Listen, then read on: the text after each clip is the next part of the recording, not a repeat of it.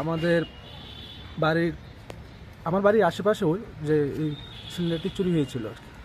তো এই পুলিশ যাওয়ার পথে চোরকে দেখতে পাই, তো চোর সিলিন্ডারগুলো ফেলে দিয়ে ওরা চলে যায়। তো ওই সময় আমাদের যারা অফিসাররা দায়িত্বে ছিলেন ওনারাও এই সিলিন্ডারগুলো আমাদের থানাতে নিয়ে এসেছে।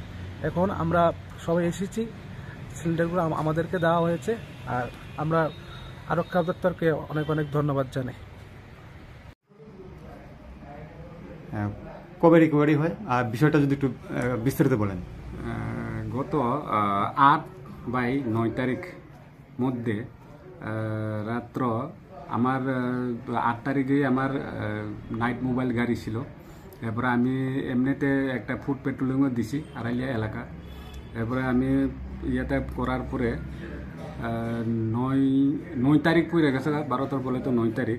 এই সময় 2:30টার সময় আমি একটা চুরের একটা আড়াইলিয়া বাজার দিছিল। এরপরে একটা চুরি গ্যাস সিলিন্ডার টানাটানি দেখছে, পরে আমরা দূরানি দিছে, পরে অলরেডি জলে জাম দিয়ে বাগিয়ে গেছে গা, চোরটাকে আটক করতে পারছি না। এরপরে সাইডে মাইডে আমরা সার্চ করতে পরে 5টা সিলিন্ডার রিকভারি হয়েছিল।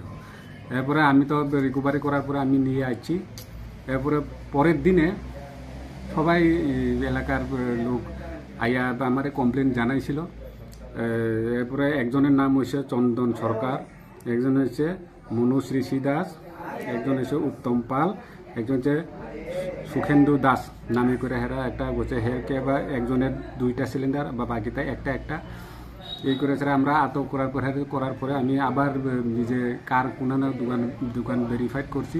ভেরিফাইড করার পরে আরও এলাকার প্রতিবেশী সহকারে আমি দোকানদারের ইয়াতে যে জায়গাতে গেছি আমি এখানে চেক করছি, পিছনে বেড়া বা জানালার দিয়ে সব 3 কাটতে দেখে যে চুর করছে এই ঘটনাটা কাজ করছে আর কি। তাই আমি রিকভারি করে জানার পরে ভেরিফাইড করে তাদেরকে আবার ওনার হাতে মালিকের হাতে আমি হ্যান্ড ওভার করে দিয়ে দিতেছি।